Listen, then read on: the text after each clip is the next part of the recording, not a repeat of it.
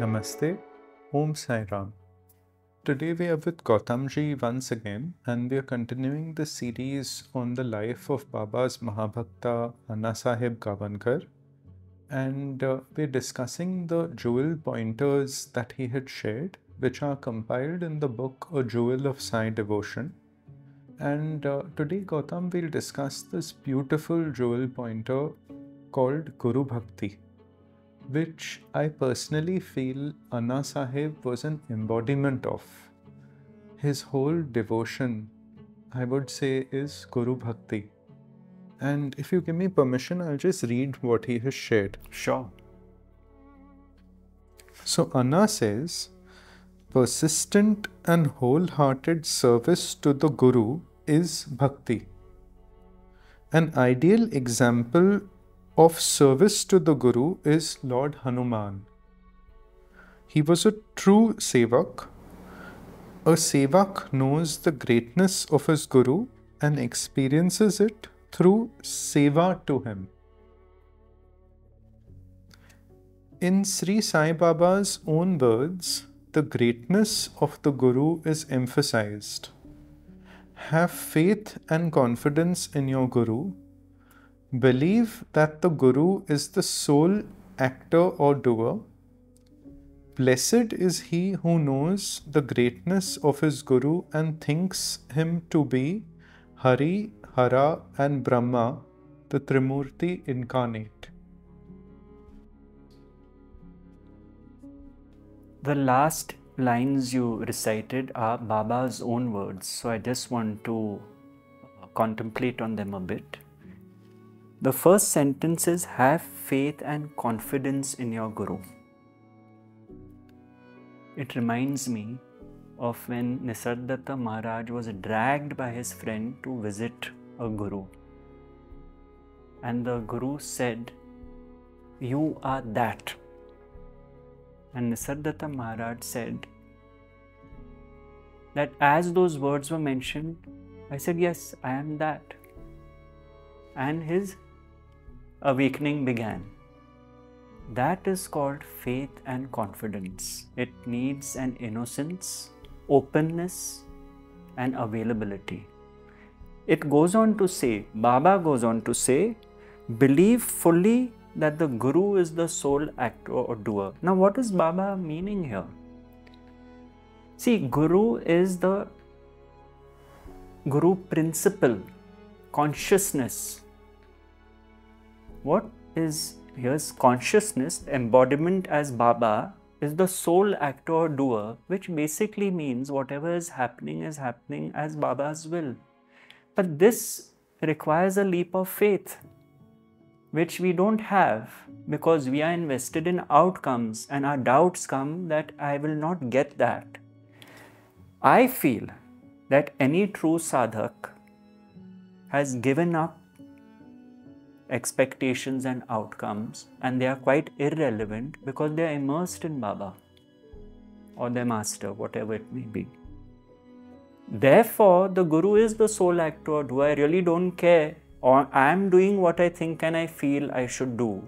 I don't care about the results anymore. That for me is Guru Bhakti, because otherwise if the individual is still there with a notion of how things should be and what I want and so on and so forth, I feel that is an impediment. A true sadhak has given it all up, knowing fully well that my Guru is behind it all. What is meant to happen will happen. What is not meant to happen will not happen. This is in the Satcharita also. As Baba said, it's all prarabdha. So, actually, this is a ticket and a gateway to really simplifying life. This Guru Bhakti we are talking about is your devotion to your Guru is without any expectation.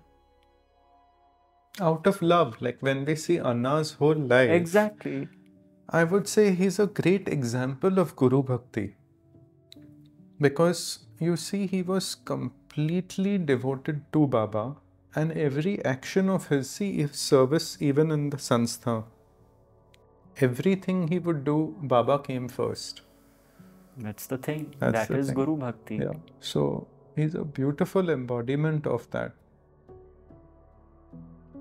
Blessed is he who knows the greatness of his Guru and thinks him to be Hari, Hara and Brahma incarnate, the Trinity. But honestly, very few, the Mahabhaktas, could reach this state of considering Baba the Holy Trinity. It takes really courage. And I feel that when Guru Bhakti for us ordinary people is performed in any way we feel which is within our capacity, we are taking small steps to that. If we see the Guru in all the happenings in our life, if we feel we can do seva to the Guru in any way, like you said in one of the earlier talks, that even if it's Anna Seva, Anna Dan, whatever it may be within our capacity, either physical effort, using our skill sets towards certain tasks, these are all forms of Guru Bhakti, right? Doing them without having any expectation of getting something in return. And that is how we can walk the talk, do our bit as far as our Guru Bhakti is concerned, not make it just 1 out of 20 items of things to do, and the results will really be visible.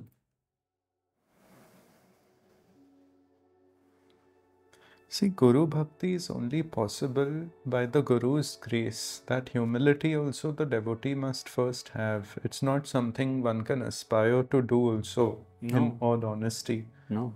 It's if one is fortunate, because you see, Hemad Pant in the Satcharit says, by the culmination of great good fortune have we come to Baba. Yes. And I think that's a very humbling thing to always remember, because see, even in the Gyaneshwari, Baba again and again says, it's not necessary you will get a human birth. So they say there are some prerequisites to being eligible for spiritual progress and attaining. The first is human birth, then coming to a Satguru who's already realized, and then being in their company and serving them. These 3 things.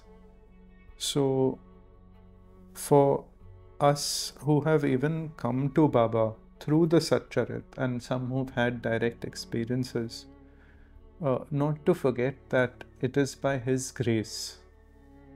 Because without His grace, one would not recognize Him and not be able to take His name also. So I feel that's a very humbling reminder that Guru Bhakti is only possible by grace. And that humbling thought that it has happened by His grace will itself produce the Guru Bhakti. But it tends to happen, I have seen this, in certain spiritual organizations. There are big organizations today where devotees are competing with each other for recognition from the Guru.